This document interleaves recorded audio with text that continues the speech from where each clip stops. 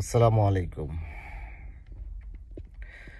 গত ৮ জানুয়ারি ২০২৫-এ হজরত শাহজালাল আন্তর্জাতিক বিমানবন্দরে নরওয়ে প্রবাসী মোহাম্মদ আবু সাঈদ যখন ২ নম্বর ক্যানোপি দিয়ে বের হচ্ছিলেন, তখন একজন নিরাপত্তা কর্মীর সাথে তার একটু বাকবিতণ্ডা হয়। সেই বিতণ্ডার এক পর্যায়ে সে ওই নিরাপত্তা কর্মীকে একটু ধাক্কা দেয়।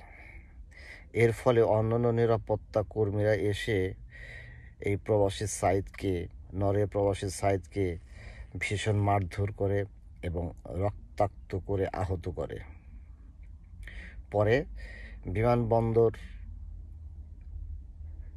ম্যাজিস্ট্রেট তাকে ৫,০০০ টাকা জরিমানাও করে।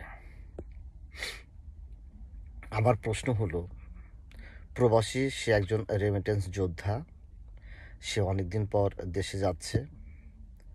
স্বভাবতই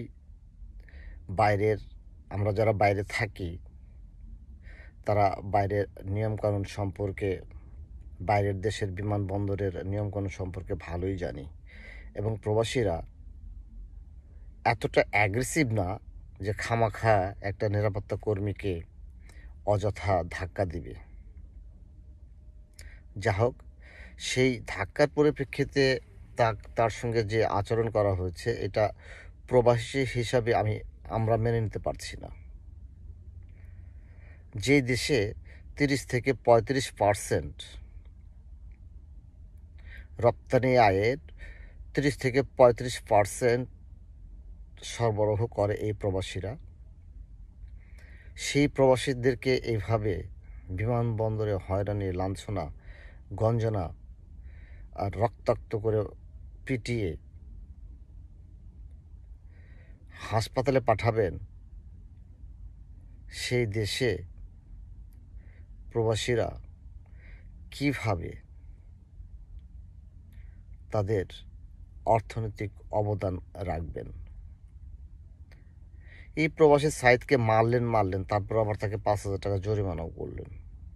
আচ্ছা ভাই, ঠিক আছে, সে অন্যায় করেছে, তাকে মেরেছেন, জরিমানাও করেছেন আইন ভঙ্গ করার কারণে। আমার প্রশ্ন হলো, আইন ভঙ্গ করার কারণে তাকে জরিমানা করতে হবে কেন? তাকে মারতে হবে কেন? আপনাদের আইন কি বলে? আইন কি বলে কাউকে অ্যাসল্ট করা, ফিজিক্যালি অ্যাসল্ট করা? বিশ্বের কোথাও এই নজির আছে? আমি তো আমেরিকাতে আছি অনেক দিন, আমি তো কোথাও দেখি না। ইভেন আপনারা স্বৈরাচার শেখ হাসিনা বলেন, শেখ হাসিনার আমলেও কি বিমানবন্দরে কোনো প্রবাসীর গায়ে এভাবে হাত তুলেনি? কোনো রেকর্ড নেই। তাহলে এই পণ্ডিত ডক্টর মোহাম্মদ ইউনূসের আমলে এসে যারা নাকি প্রবাসীদেরকে এত মূল্যায়ন করেন, ভিআইপি লাউঞ্জ করলেন, প্রবাসীদের জন্য কত কিছুই করলেন, সেখানে এই প্রবাসী গায়ে আবার কেন হাত তুললেন? তার জন্য বাংলাদেশে আইন কি বলে? আপনাকে আইনের হাতে সোপর্দ করতে পারতেন। যেসব আইন শৃঙ্খলা রক্ষাকারী বাহিনীর সঙ্গে তাদের এই সাঈদের জোরাজুরি হয়েছে, ধাক্কাধাক্কি হয়েছে, তারা তাকে অ্যারেস্ট করতে পারতেন। তাকে অ্যারেস্ট করে তাকে আইনের আওতায় আনতে পারতেন। তারপরে এই ভদ্রলোক যে কোনো প্রক্রিয়াই হোক, আইনের মাধ্যমে গিয়ে সে সেখান থেকে ছাড়া পেতেন। তাতে কি হতো? দেশের ভাবমূর্তি উজ্জ্বল হতো। দেশে যে আইন আছে, সেই আইনের প্রতি শ্রদ্ধা দেখানো হতো। তো যারা এই কাজটা করেছেন, তারা খুবই ন্যাক্কারজনক কাজ করেছেন। একজন প্রবাসী হিসাবে আমিও আতঙ্কিত। আমি কি দেশে গেলে আমার সঙ্গে এরকম আচরণ হবে? আমাকে কি এভাবে মেরে রক্তাক্ত করে ফেলে রাখবেন? আমাদের টাকা, এই প্রবাসীদের টাকায় তো আপনারা চলেন, আপনাদের বেতন হয়, রুজি রোজগার হয়, ছেলে মেয়ে নিয়ে আপনারা সুখে শান্তিতে থাকেন। তাহলে ভাই, কেন আপনারা এই প্রবাসীদেরকে মারবেন? আইন আছে, আইনের হাতে তুলে দিতে পারতেন। সেটা না করে তাকে আপনারা মেরে রক্তাক্ত করলেন। একটা মানুষের গায়ে হাত তোলা কতটুকু অন্যায়, সেটুকু একটু ভেবে দেখেছিলেন আপনারা? আমরা প্রবাসীরা এই ঘটনার তীব্র নিন্দা জানাই। তীব্র প্রতিবাদ করি। প্রবাসী সাঈদের সাথে, নরওয়ে প্রবাসী সাঈদের সাথে যে একটা আচরণ করা হয়েছে, এই আচরণের তীব্র নিন্দা আমরা জ্ঞাপন করছি। আশা করছি আমাদের সরকার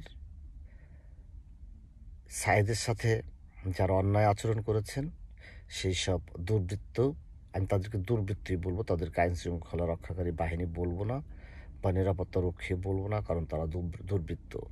তারা এয়ারপোর্টে এরকম দুর্বৃত্তায়ন করে চলে। তাদের অবশ্যই সঠিক তদন্তের মাধ্যমে অবশ্যই তাদেরকে আইনের আওতায় আনতে হবে। না হলে আমরা প্রবাসীরা গর্জে উঠব। ৫ই আগস্টের পূর্বে শেখ হাসিনা পতনের জন্য রেমিটেন্স যোদ্ধারা যেভাবে রেমিটেন্স বন্ধ করে দিয়েছিল, আমরাও এই রেমিটেন্স যোদ্ধারা একসময় আবার এই ইউনূস সরকারের বিরুদ্ধে রুখে দাঁড়াবো।